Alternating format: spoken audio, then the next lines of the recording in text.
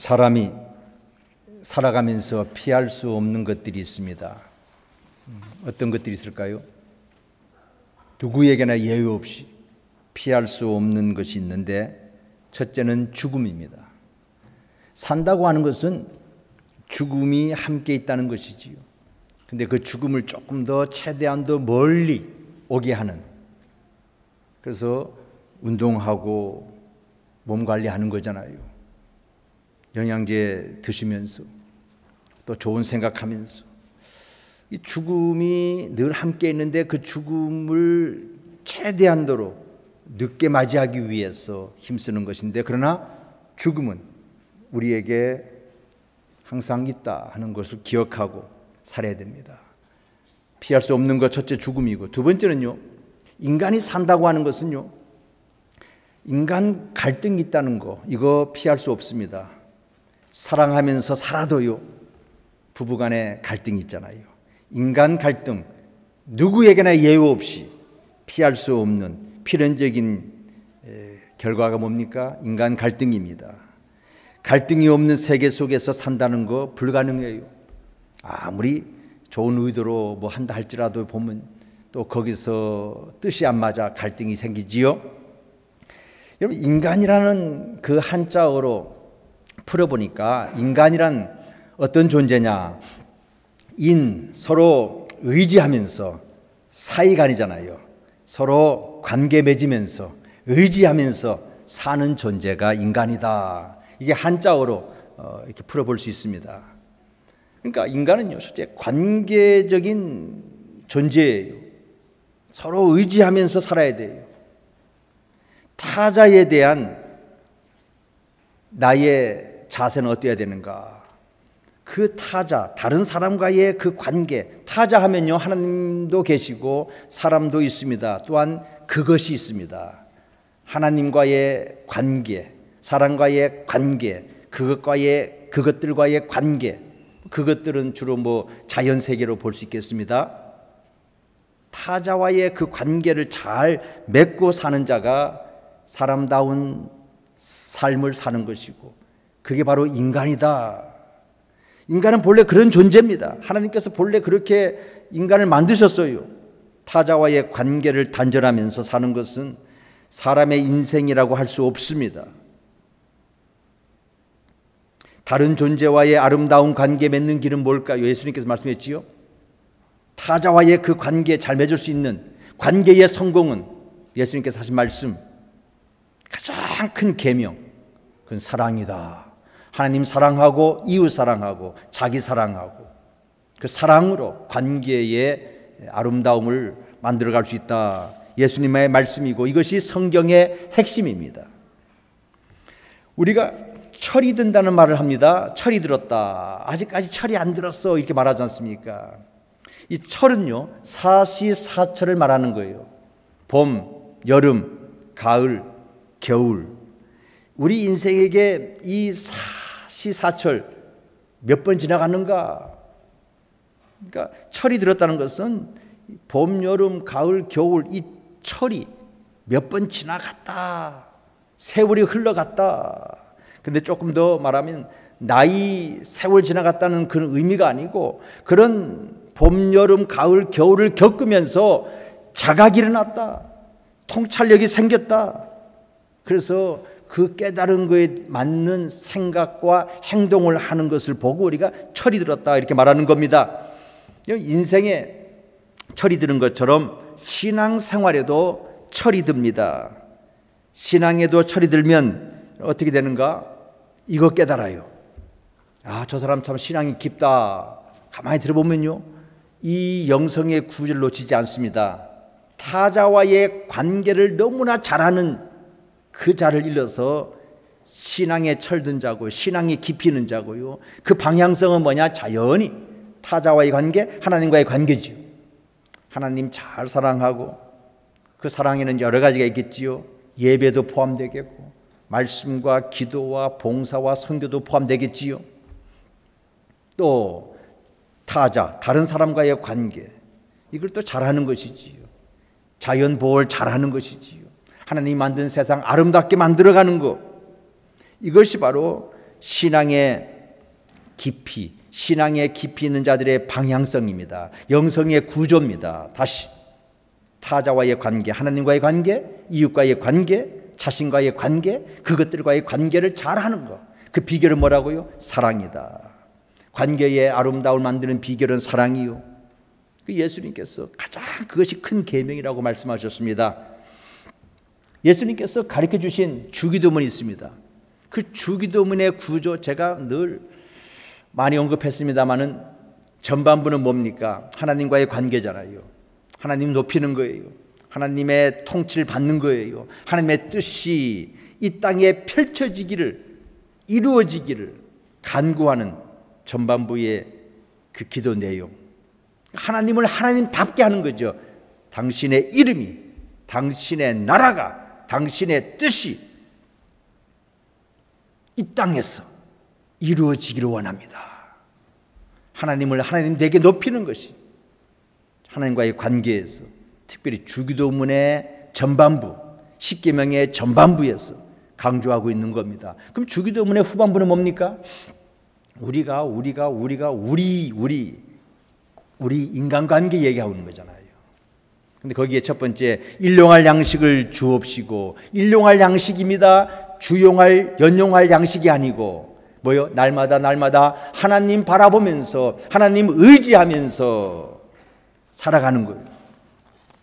내가 힘쓰고 애쓰고 노력해서 얻는 양식이지요. 그런데 주님께서 가르쳐 주신 그 기도 내용은 그렇지 않다는 거예요. 하나님께서, 하나님의 은혜가 있어서 내가 열심히 일하고 노력하고 힘써서 이 결과가 나오는 것이지. 그래서 일용할 양식, 날마다 기도해야 된다. 날마다 하나님 의지하면서 하루치 양식 구하는 거. 이 자세 뭡니까? 우리는 연약하다는 인간인, 취약한 인간, 연약한 인간, 거기에서 그걸 우리가 느껴볼 수 있는 거지요. 우리가 뭐 완전하고 강하면 뭐 일용할 양식 아니잖아요. 내가 1년, 2년, 10년 내가 딱 갖추었다. 그런 자만한 마음을 가지고 나갈 수 있잖아요. 기도할 필요 없잖아요. 그런데 안 그렇죠? 주님께서 가르쳐 주신 기도. 또 우리는 악에 치우치기 쉽습니다. 그래서 다만 악에서 구하옵소서, 악의 소리를 구하옵소서, 이러한 연약한 존재이기에 기도해야 되는 거죠. 또 우리가 용서해야 돼요. 또 우리가 또 용서를 받아야 돼요. 그만큼 연약한 존재입니다. 누가 무슨 말 한마디 들으면요, 그게 마음에 막 와닿아서 또 묵상이 되잖아요. 가슴에 그냥 또 새겨지잖아요. 그럼 잠도 못 자고, 이런 연약한 존재란 말이지요. 그래서 뭐라 그랬어요? 주기도문에는 저들의 죄를 용서해 주시고. 왜요? 나도 용서함 받아야 할 존재이기에, 내가 살기 위해서. 이렇게 주기도문을 압축하면요, 이런 거예요. 하나님의 위대하심과 인간의 연약함에 대한 고백이고 그에 관련한 청원이다. 우리 인간에게 위대한 면모가 있어요. 참 위대하잖아요. 우리 인류의 역사를 돌아보면요, 위대한 그 면모를 볼 수 있어요. 왜 그렇습니까? 하나님의 형상으로 지음받은 인간들이 하나님처럼 그런 설계할 수 있고, 그런 상상력과 이성과 여러 가지 그 발전시킬 수 있는 그런 모든 자질이 우리에게 있단 말이지요. 하나님 형상으로 지음받은 존재이기에 하나님처럼, 제가 엠파이어 스테이트 빌딩 올라가서 딱 보는 순간, 또 라스베가스에서 제가 높은 탑에서 밤하늘에서 내려다보는 그 야경, 또 시카고도 마찬가지고, 이야, 이게 하나님의 그 솜씨, 하나님은 설계자잖아요. 이렇게 아름다운 우주를 만드시는 그 하나님, 우리 닮았기에 그런 위대한 능력이 있단 말이죠. 그 면에서 위대한 면모가 있다. 우리가 셀폰 하나를 보더라도요, 참 이게 기가 막힌 거잖아요. 점점 발전되어서 셀폰 하나, 여기에 지금 모든 게 다 들어있단 말이죠. 참 이거 봐도 참 인간은 위대해요. 그럼에도 불구하고 우리는 인간의 연약성을 말하지 않을 수 없습니다. 참 깨어지기 쉬운 존재예요. 연약한 존재입니다. 그러므로 신앙의 철이 든다고 하는 것은 두 가지가 깊어지는 것을 말하는 거예요. 하나님의 위대하심에 대한 인식이 깊어져 가고, 하나님은 전지전능하신 위대하신 분, 그래서 그분을 찬양하는 그 하나님에 대한 인식이 깊어지고 깊어지는 것이 신앙의 철이 드는 한 방향이고요. 또 두 번째, 신앙의 철이 드는, 신앙이 깊어질 때의 한 방향은 뭡니까? 우리 인간의 연약함을 인정하면서, 서로 인정하면서, 서로 의지하면서, 함께 더불어 사랑하면서 세워가는 그 삶. 두 가지, 이 구조를 놓치면 안 됩니다. 오늘 말씀 디모데후서, 전서, 후서라는 것은 바울이 디모데에게 두 번째 보낸 편지다, 그 뜻이에요. 첫 번째 보낸 편지가 있었고 두 번째 보낸 편지가 있었고, 물론 그 사이에도 많이 주고받았겠지요. 그런데 이렇게 성경으로 채택된 디모데 전서, 후서, 오늘 후서 1장 1절 2절을 우리가 본문으로 삼았습니다. 이 바울이 성경을 13권 썼습니다. 신약 성경 13권 바울이 쓴 거예요. 다 신약 성경으로, 정경으로 채택되었는데, 그 바울이 쓴 성경 13권 그 서두에 조금도 변함없이 발신자가 있고 수신자가 있고, 그 다음에 세 번째는 꼭 축복문이 있어요. 발신자, 수신자, 그리고 꼭 축복해주는 기도가 있단 말이죠. 이게 변함이 없어요. 그래서 발신자는 바울이지요, 수신자는 오늘 말씀에 의하면 디모데입니다. 근데 그 발신자와 수신자 앞에는 수식어가 붙어요. 그리고 세 번째, 축복 기도가 있다는 사실. 축복을 빌어주는, 복을 빌어주는 기도가 꼭 나온다, 이 패턴. 자, 1절 말씀 보세요. 바울은 자신에 대한 설명을 이렇게 합니다. 1절 말씀, 하나님의 뜻으로 말미암아 그리스도 예수 안에 있는 생명의 약속대로 그리스도 예수의 사도된 바울은, 이런 수식어, 자기의 이름, 나 바울은 이렇게 하기 전에 그 앞에 수식어가 있는데, 그 수식어는 조금 변함이 있지만은 그러나 어디에서나 자기의 정체성을 표현하고 있어요. 나 바울은, 그 앞에 수식어가 뭡니까? 거기에 눈여겨 보이는 단어가 있지요. 그리스도 예수 안에, 그리스도 예수의, 그리스도 예수.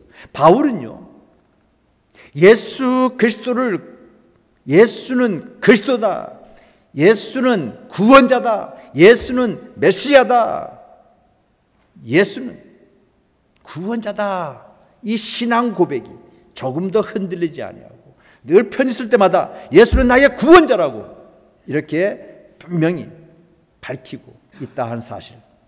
우리가 그리스도인이라 그러면요, 어디에서나 예수는 나의 구원자라, 이거 밝힐 수 있어야 돼요.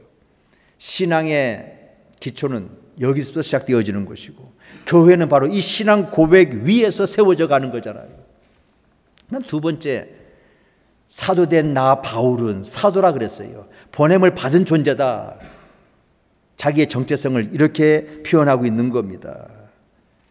예수 그리스도의 뜻에 따라서 그분의 사도가 되었다는 고백입니다. 보내심을 받은 존재로서 살아가는 자신의 정체성. 우리도 계속 보냄받은 존재, 사도들이에요. 그래서 이곳으로 보냄받고 저곳으로 보냄받고, 보냄받은 그곳에서, 이게 바울의 자신의 정체성, 그 사명을 잘 감당한 바울이었지요. 그 다음에 수신자는 누굽니까? 디모데지요. 그 다음 말씀 보세요. 2절, 사랑하는 아들 디모데에게 편지하노니. 수신자는 디모데인데 그 수식어가 뭡니까? 사랑하는 아들 디모데에게. 이게 무슨 말입니까? 바울은 독신이었어요. 바울은 결혼하지 않았어요. 그런데 사랑하는 아들 디모데, 좀 요새 분위기로 말하면 뭐 이렇게 생각 들잖아요. 근데 그게 아니고 영적인 아들이다, 그런 뜻이에요. 육신의 아들이 아니고 영적인 아들. 바울이 사역을 감당하는데, 보냄받은 사도로서 어디 가서나 사역을 감당할 때에 동역자가 있었어요. 그때 디모데도 좋은 동역자였다. 그래서 하나님의 뜻을 이루면서 가장 소중하게 여기는 일에 동참한 이 디모데를 아들로 여긴 거예요. 이 둘의 관계가 어떠했는가? 바로 이 사랑하는 아들 디모데에게 여기서 그 대목을 엿볼 수 있습니다. 참 어려워요. 선교하는 게 어렵고 인간관계가 어렵고, 그런데 이렇게 사랑하는 아들이라고 할 수 있는 사람이 있다는 거, 이게 큰 복이에요. 여러분, 뭐 국회의원 출마할 것도 아닌데 뭐 그렇게 많은 사람 알 필요 없어요. 뭐 국회의원들도 사실은 뭐 그냥 표 얻기 위해서 뭐 악수하지만은 실제 우리가 사는데 10손가락 아니 5손가락 정도의 이런 관계의 친구들이랄까, 관계를 맺는 그런 사람이 있으면요, 이건 복이에요, 복. 그런 의미에서 이 바울은 한 10손가락, 아니 로마서 16장 보니까 한 10손가락은 넘더라고요. 꼽을 수 있는 사람들이. 그 정도면 뭐 되지요. 그래 아니할지라도 이렇게 영적인 아들 한 사람만 있어도요, 이게 큰 위로가 되는 거예요. 좋은 인간관계를 맺은 바울은 복받은 사람이다, 이렇게 볼 수 있겠습니다. 자, 발신자와 수신자를 적은 후에 그 다음에 이제 인사말이 나오는데 그 인사말이 보통 인사말이 아니에요. 말씀 보십시다. 2절 하반절. 하나님 아버지와 그리스도 예수 우리 주께로부터 은혜와 긍휼과 평강이 내게 있을지어다. 여러분, 우리 예수 믿는 사람들은요, 이러한 복을 빌어주면 가장 그리스도인다운 복을 빌어주는 거예요. 여러분, 어떤 복을 빌어줍니까? 뭐 성탄절 카드, 또 새해, 뭐 여러 가지 우리가 서로 복 빌어줘야 할 그런 때가 많잖아요. 뭐 카톡이 또 갑자기 또 오랜만에 또 뭐 친한 친구랄까 귀한 사람부터 오잖아요. 그렇죠? 그럼 어떤 복을 빌어줄까? 바울에서 배웁니다. 바울은 13번 편지를 썼는데, 근데 조금도 변함없이 이 은혜와 평강이 있을지어다, 은혜와 평강이 있을지어다, 조금도 변함없이 쓸 때마다. 마찬가지 우리가 예수 믿으면서 그런 다른 사람 복 빌어줄 때에 은혜와 평강, 이 복 빌어주면 되는 거예요. 계속 변함없이 이거 하나 배웁니다. 주께로부터 오는 은혜와 평강을 기원한다. 13번 변함없이. 그런데 여기에서 제가 하나 보니까 은혜와 평강인데 이 디모데 후서 여기에서는 한 단어가 더 들어갔어요. 은혜와 긍휼과 평화. 이 은혜와 평강 예외 없이 기원했는데 왜 긍휼이란 단어가 하나 더 덧붙여 들었는가, 더 들어갔는가? 뭐 설명 안 하니까 알 수는 없지요. 그런데 사랑하는 아들 디모데라 하는 거 보니까 마음이 좀 더 가서 그런 거 아니겠는가? 그냥 뭐 로마 교회에, 에베소 교회에, 뭐 빌립보 교회에, 뭐 교인들에게 뭐 그렇게 은혜와 평강이 있을지어다. 그런데 이 사랑하는 아들 디모데 마음이 아마 더 가서 긍휼이라는 단어를 넣지 않았겠는가? 어쨌든 중요한 것은 은혜와 평강, 이걸 지금 제가 강조하는데, 근데 그 긍휼이라는 단어를 넣었다는 거, 요거 좀 강조하면서, 자, 은혜와 평강, 거기에 긍휼이 디모데 후서에 더 들어갔다. 여러분, 구약 시대를 봐도요, 이 은혜와 긍휼은 다른 말로 말하면 자비입니다. mercy, 자비가 뭡니까? 사랑의 다른 말인데 행동하는 사랑이지요. 긍휼은 뭐냐? 불쌍히 여기는 거예요. 불쌍히 여기는 것이 행동으로 나타나는 것이 바로 긍휼이고, 불쌍히 사랑하는 그것이 행동으로 나타나는, 움직이게 하는 그 힘이 바로 자비의 자비. 그러니까 예수님께서 보세요. 불쌍히 여기사, 곧바로 거기서 행동이 나오는 거죠. 이게 바로 긍휼입니다. 불쌍히 여기사. 저는 예수 믿는 사람으로서 가장 변화되었다라고 하는 그 표지 중에 하나가 저는 긍휼이라고 봅니다. 자비라고 봅니다. 예수 믿는 사람들은요, 정말 불쌍하게 여기는 마음, 그래서 그 도와주기 위해서 행동으로 옮기는, 이게 바로 예수 믿는 사람들이 변화되어진 가장 큰 표지 중에 하나다. 긍휼이죠. 예수님 불쌍히 여기사, 불쌍히 여기사. 예수님처럼 닮으면요, 이 긍휼의 마음, 자비의 마음이 생기는 거예요. 그래서 이렇게 사랑으로 행동하는, 사랑 행동인데 사랑이 담겨 있는. 이게 긍휼입니다. 그래서 구약 시대에도요, 은혜와 이 긍휼이, 자비가 늘 따라붙어요. 예를 들어서 민수기 6장에는요 아론의 축도문이 있어요. 축복기도문이 있어요. 아론의 축복기도문. 저는 매주마다 고린도후서 13장 13절, 참 고린도 그것을 가지고 축도하지 않습니까? 근데 구약에는 아론의 축복기도문이 있는데 그 6장에 나옵니다. 민수기. 거기에 이런 내용이 나오지요. 여호와는 내게 복을 주시고 너를 지키시기를 원하며 여호와는 그의 얼굴을 내게 비추사 은혜 베푸시기를 원하며 그다음에 여호와는 그 얼굴을 내게 향하사 드사 평강 주시기를 원하노라. 은혜와 평강, 구약에도 변함없이 나오고 있어요. 이스라엘 백성들이 받아야 할 하나님의 복, 구약 시대의 성도들이 받아야 할 복, 은혜와 평강이다. 여러분, 은혜와 평강이 참 복이고 그때나 지금이나 우리 그리스도인들이 추구해야 할 참 복이다. 여러분, 우리가 신앙생활 이쯤 해왔으면, 철이 들었으면 이쯤은 알아야 돼요. 은혜 없이는 살 수가 없다. 은혜 없이는 살 수가 없다. 신앙이 있고 없고 하나님을 알고 모르든지 간에 인생에 대해서 조금만 성찰해 보면요, 통찰이 있는 사람들은 다 하는 말이 있어요. 우리식으로 말하면 은혜 없이는 삶이 가능하지 않다. 근데 그들은 하나님을 모르니까 이 은혜라는 단어를 사용하지 못하지요. 제가 몇 번 언급한 얘기입니다. 하나님 모르기 때문에 그들은 쓰는 말이 있어요. 내가 이 자리에 도달하게 된 것은 전적으로 운이 좋았다 그러잖아요. 운이 좋았다.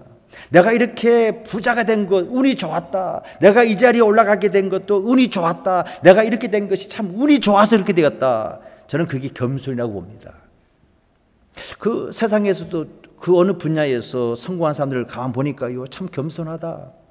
저 사람 참 인생에 대해서 뭐 알고 있구나. 이런 통찰력을 가진 거 보면요, 야, 저 대단한 사람이다. 그러니까 운이 붙지. 이런 말이 나올 정도로. 우리 그리스도인들이 이렇게 고백하잖아요. 내 배후에 하나님이 계셔서 때를 따라 은혜를 베풀어 주셔서 오늘날 이와 같은 삶이 가능하게 되었다. 내가 나의 나됨은 하나님의 은혜라고. 바울의 그 고백이 나의 고백이 되는 거예요. 하나님의 은혜입니다. 아멘. 이 자리에 있게 된 것, 나의 나됨. 가만히 생각해 보세요. 이게 통찰력이 있는, 이게 인생에 대해서 통찰력을 가진 사람들의 고백인 거예요. 하나님을 몰라도 그렇게 운 좋았다고 말하는데 자기가 노력해서 됐다는 거 아니잖아요. 자기가 똑똑해서 지혜가 있어서 수고해서 이룬 것이라고 하지 않잖아요. 겸손한 영성이에요.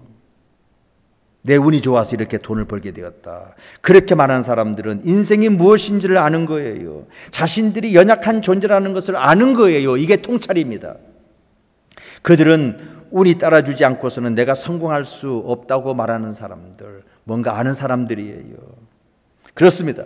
우리는 하나님의 은혜가 아니고서는 살 수가 없습니다. 우리가 은혜로서 산다고 하는 것은 내 힘으로 살지 않았다는 말이고요. 근데 이런 사람들을 봅니다. 내가 다른 거 의지하지 않고 내 힘으로, 내 지혜로, 내 수고를 통해서 이렇게 내가 이루었다. 자수성가한 사람들의 그렇게 말하는 것이 아주 의젓한, 아주 괜찮아 보이는, 내가 이렇게 해서, 그래서 의젓한 삶이라는 것을 표현하기 위해서 그렇게 말하는데 사실인즉슨 그렇지 않습니다. 어떤 그럴듯한 사람의 삶도 은혜의 털을 두고 있지 않는 삶 없습니다. 그렇잖아요.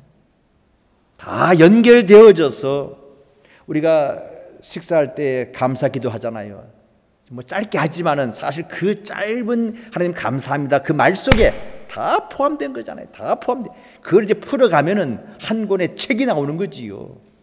계속 풀어가 보세요. 은혜잖아, 은혜. 은혜잖아요.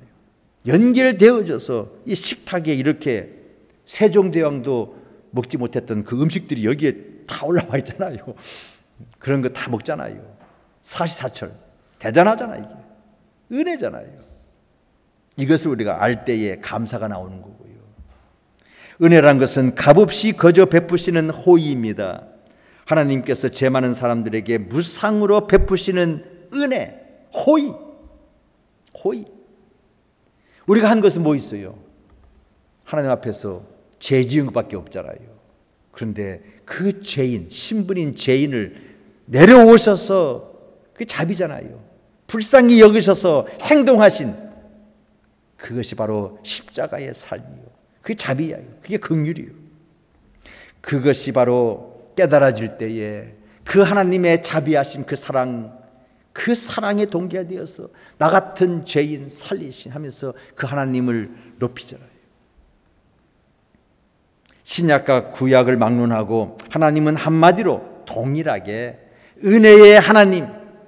근데 그 은혜의 하나님은 긍휼의 하나님이시더라고요. 그러니까 은혜와 자비가 항상 붙어 다녔다는 사실. 은혜의 결과로 주어지는 것이 뭡니까? 하나님이 긍휼을 베푸셔서 그래서 우리에게 은혜로 주어졌어. 그 결과는 바로 평강입니다. 그래서 은혜와 평강, 그걸 굳이 설명하기 위해서 디모데에게는 긍휼이라는 단어를 집어넣은 거예요. 은혜, 하나님께서 하신 거잖아요. 나 같은 죄인이 하나님과의 관계성 속에서 나는 뭐예요? 하나님과의 관계성 속에서 나는 죄인이고 원수 관계잖아요. 그리고 나는 연약한 존재잖아요. 내 힘으로는 도저히 할 수 없는 연약한 존재. 여기에서 이게 시작이 되는 겁니다. 신학은. 이게 빈 마음이에요. 오늘 성가대 찬양 보니까 빈 마음으로 한대. 이게 겸손한 마음이고 빈 마음이고 이게 심령이 가난한 마음이고 여기에 예수님의 팔복의 첩복의 약속이 뭡니까? 복이 임한다는 거죠. 어떤 복입니까? 천국이 임하는 복이잖아요. 천국은 이렇게 해서 임해지는 거예요. 세상이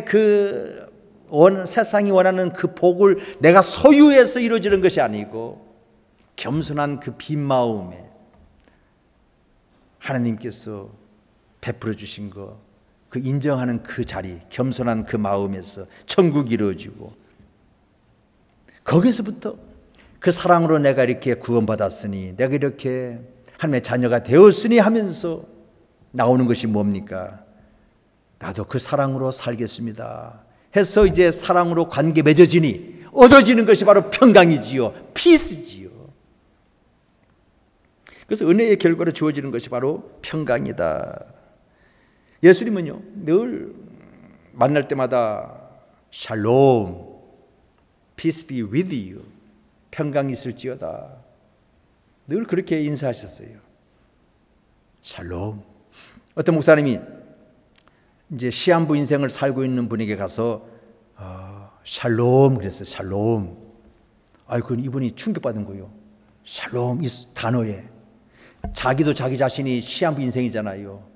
죽을 놈인데 병원에서도 시한부 인생이라고 죽을 놈이라고 낙인 찍었잖아요. 그런데 이 목사님은 자기 보고 샬롬을 잘못 들어가지고 살놈, 사는 놈 이렇게 들은 거야. 희망을 얻은 거야. 그래서 열심히 막 교회 가가지고 기도하고 하나님 붙들었지, 의지했지요. 그래서 살게 되었다. 진짜인지 아닌지 모르겠지만 샬롬 잘못 오해해가지고 살롬 이렇게 들었다는 거 아니겠어요? 그러면 샬롬, 우리 이 인사해야 돼. 이 인사. 세상에 그 많이 가졌어도 이게 샬롬이 와야 되는데 잠시 자수성 간 사람들이 성취해서 오는 그 순간적인 기쁨이 있어 없는 게 아니에요. 성취의 기쁨이 있는데 근데 그것을 인해서 더 불안해요. 있기에 불안했고 내가 이렇게 했는데 이게 자기 자신을 알잖아. 솔직히 말 알잖아요. 근데 그 말을 못하네. 운이 좋아서 말을 못하고 자기가 노력해서 자기 이루었다 하는데 불안한 거예요. 자기 자신을 알기 때문에. 연약한 존재잖아요. 취약한 존재잖아요. 이걸 유지해야 되는데 계속해서 오는 것이 어떤 겁니까? 평강은 깨어지는 거예요. 그래서 자, 예수님의 그 인사 샬롬. 오늘 우리 이무시자님 기도 때에 인용한 시편 23편 성경 말씀 여호와는 나의 목자시니 내게 부족함이 없으리로다. 그가 나를 푸른 풀밭에 누이시며 실만 물가로 인도하시는도다. 여호와는 나의 목자라고. 그럼 자기는 뭐 양이라는 거잖아요. 양은요 연약한 존재예요. 약한 동물이에요. 취약하기 그럴 데 없습니다. 평안을 보장받을 수 없는 연약한 존재. 근데 목자가 있어야 돼요. 양에게는. 목자가 있어서 어떻게 해요? 사망의 음침한 골짜기, 불안해할 수밖에 없고 평강이 깨질 수밖에 없는, 근심 걱정으로 꽉 찰 수밖에 없는 그 상황, 사망의 음침한 골짜기에 목자가 함께 하시고 막대기로 지켜주시고 안위해 주시고, 그래서 그렇게 나의 힘으로 할 수 없는 연약한 취약한 존재였는데 이렇게 고백하잖아요. 여호와는 나의 목자시니 내게 부족함이 없으리로다. 그가 나를 푸른 물밭에 누이시며 실만 물가로 인도하시는도다. 피스풀한, 목가적인 이런 자리에 가게 되었다는 거잖아요.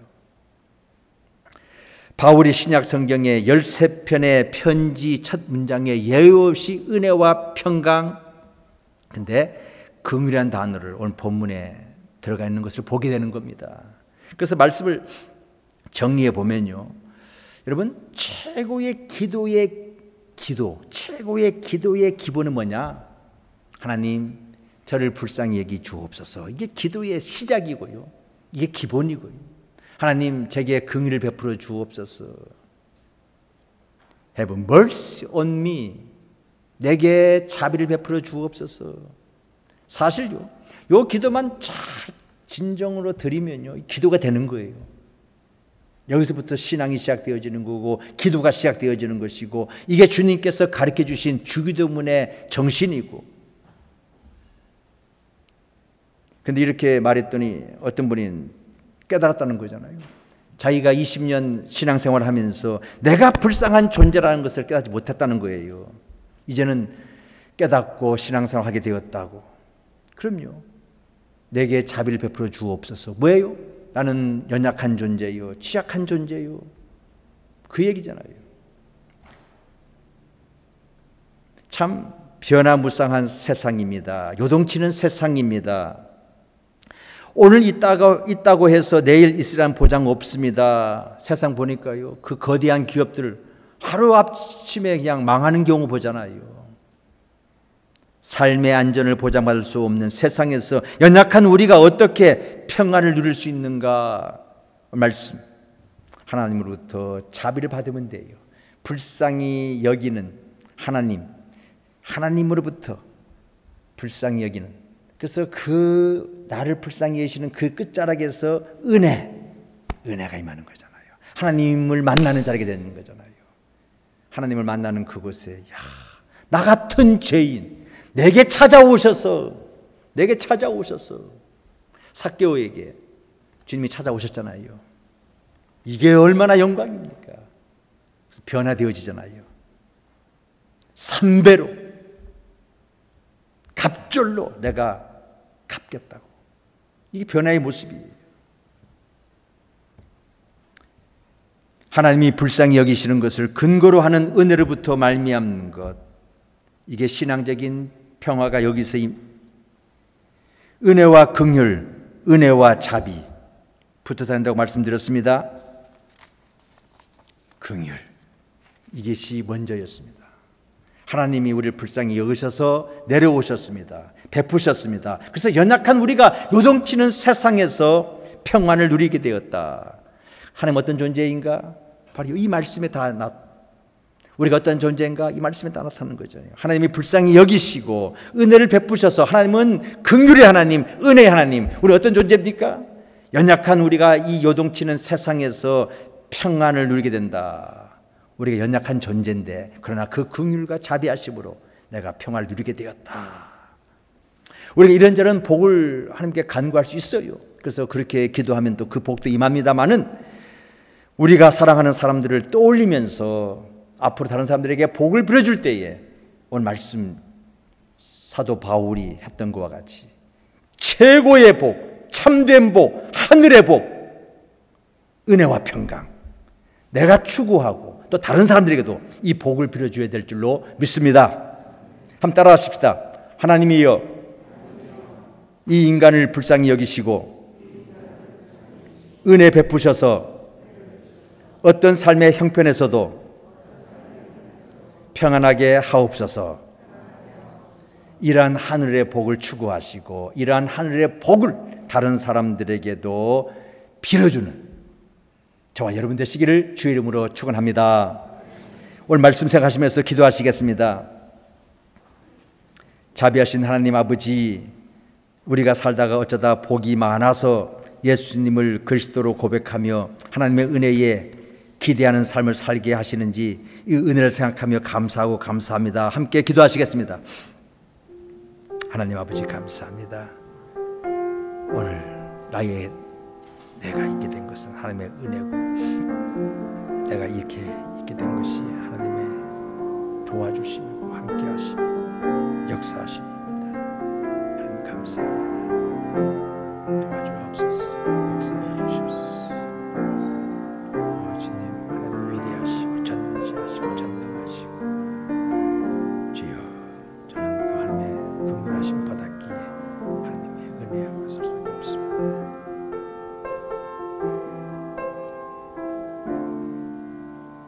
하나님, 연약한 저희들을 불쌍히 여기셔서 은혜를 베풀어 주시고 어떤 형편에서든지 하나님을 목자로 모시고 양의 평안함을 누리는 평강의 복을 계속해서 받게 하여 주옵소서. 특별히 사랑하는 우리 가족들, 자녀들에게 또 사랑하는 사람들에게 내가 이 복을 추구하고 그들에게도 이러한 복을 빌어주는 그러한 그리스도인들 되게 하여 주옵소서. 예수님 이름으로 기도하옵나이다. 아멘.